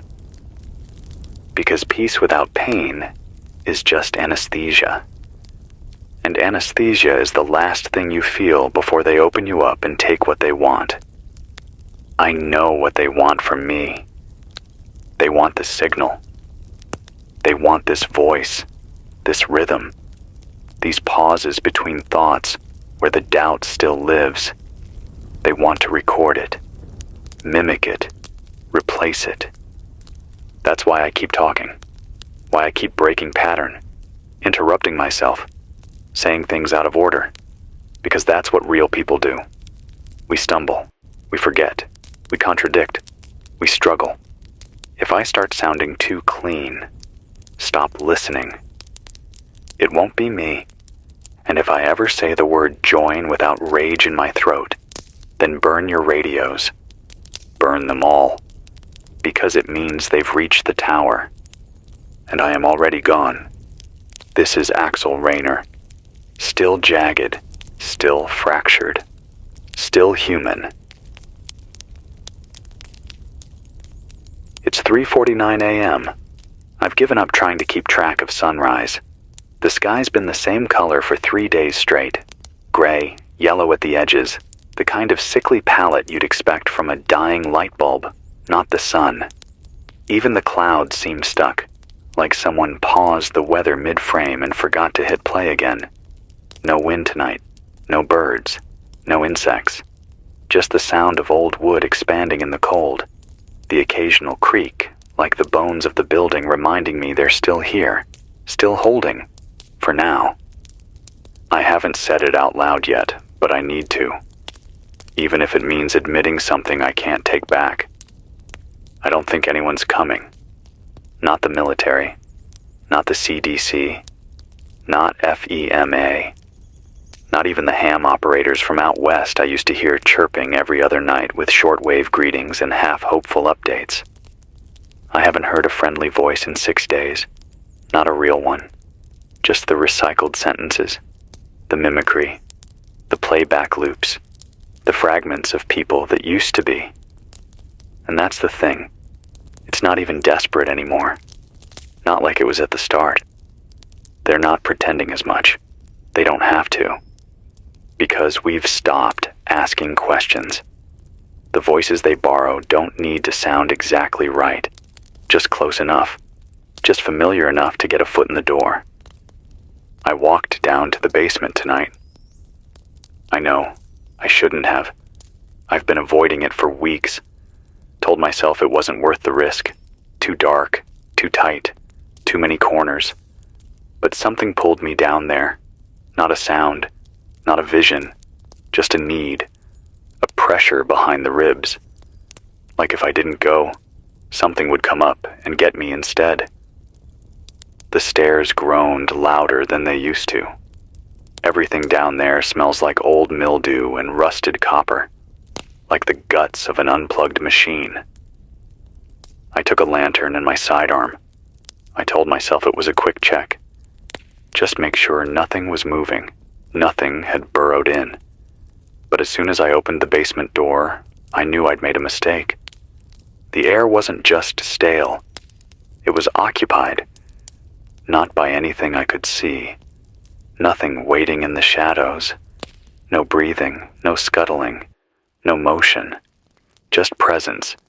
The kind of pressure you feel in your skull when someone stares at you from across a crowded room. That heat between the ears. That ancient, invisible signal that says you are being noticed. The deeper I went, the more I felt it. Like I was walking into a dream that already knew me.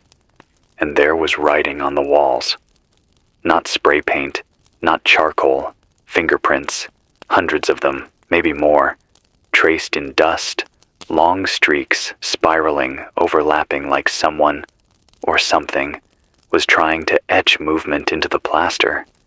There were patterns, rhythms, and in the center of it all, written in perfectly straight, blocky print, a phrase I've seen before in bursts from outlying towers. We speak through what you leave behind.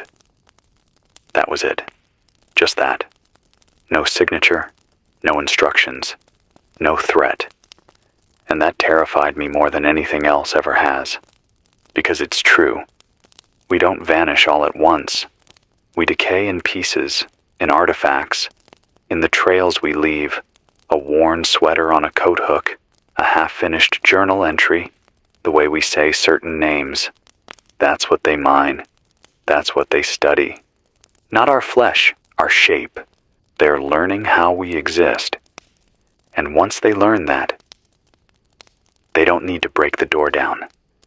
They just need to replace what we were with something close enough. And I think that's already happening. I think it's been happening for longer than we've realized. I keep going back to the broadcast logs, entries I know I wrote, but the wording feels off. A little too clean. A little too rehearsed. I don't speak that way. Not naturally.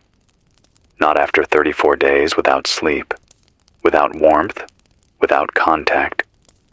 But the logs read like someone wanted to sound like me. Someone practiced. And if that's true, if they're already rewriting me, then how much of this is still mine? I don't know anymore. But here's what I do know. The more I speak from memory, the harder it is for them to mimic.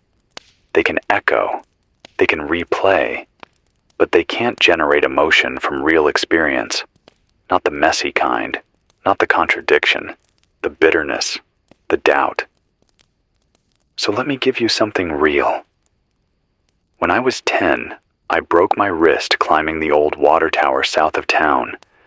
The metal was slick with morning dew. I thought I could make it to the catwalk before my dad noticed I was gone. I slipped 3 rungs from the top. The fall was short, but brutal.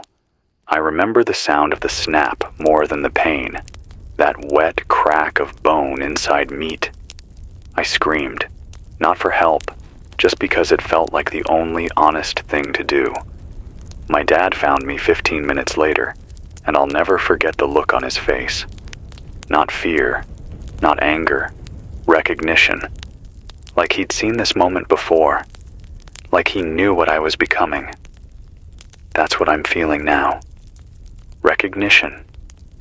Not of what's outside, but of what's waiting for me to slip.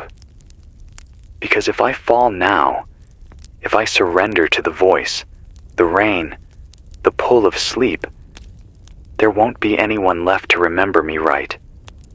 And I won't leave them that. I won't leave them a template. This is Axel Rayner, and as long as I speak, I deny them.